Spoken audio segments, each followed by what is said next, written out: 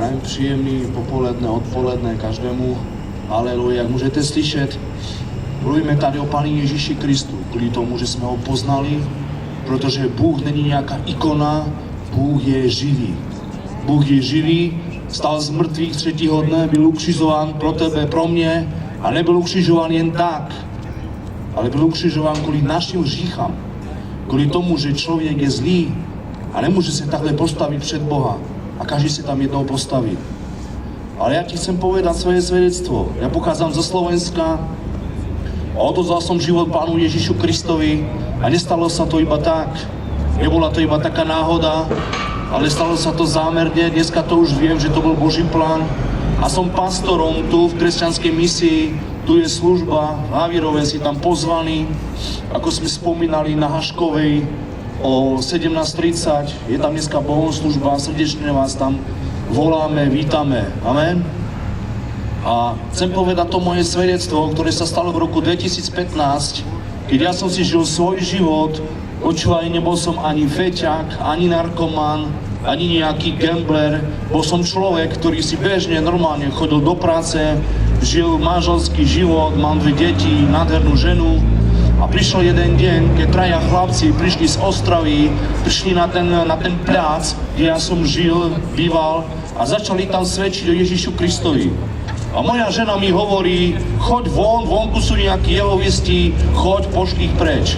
A ja som šiel vonku a hovorím, chlapci, čo chcete? A oni sa na mňa pozreli a povedali mi jednu vec. Prišli sme ti doniesť dobrú správu, evangelium, že Ježiš Kristus ťa miluje a chce prísť do tvojho života. A ja hovorím, ale však ja v Boha verím. A on mi povedal jednu jedinú vec, ktorá ma zasiahla a už som nemal slov. A povedal mi, keď v Neho veríš, poznáš Ho? A toto mi stačilo. Povedal som, že Ho nepoznám. A on mi povedal, ale On ťa pozná a miluje ťa a raz sa s ním stretneš. A čo mu povieš, keď sa pred Neho postavíš? A počúvaj, všetky ten život človeka, ktorý žije každodenne, má človek uchovaný vo svojom svedomí.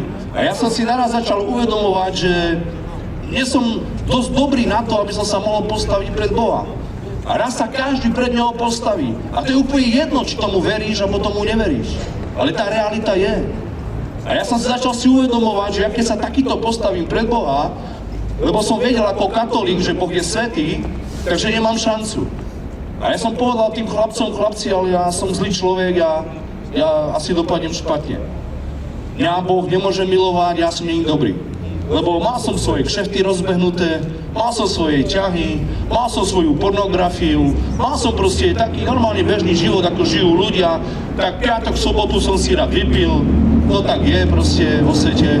Ale nebol som nejaký alkoholík, ale tak normálny život som si myslel, že žijem. A počúvaj, ten deň, keď som si uvedomil, že sa postavím raz pred živého Krista, mi nebolo všetko jedno. A je to veľmi dôležité.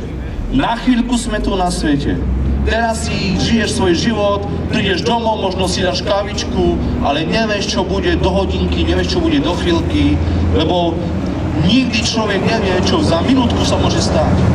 A mne toto všetky veci došli a povedali mi jednu vec, že chcem prijať Ježiša. A počúvaj, v ten deň som ho prijal a zmenil sa mi život takým spôsobom, že odišla odo mňa tá vnútorná prázdnota. Každý človek si v srdci nosí prázdnotu. Každý človek chce svoje srdce niečím naplniť. Ty sa musíš niečím plniť, lebo človek už taký je. A je veľmi dôležité, aby si svoje srdce, počúvaj, naplním tým pravým pokladom. Všetko na svete to sú fejky. Každý človek túži byť šťastný. Hovor mi, že nie. Každý človek chce byť šťastný. Ale to jediné šťastie a to jediný poklad je Ježiš Kristus. Ver mi.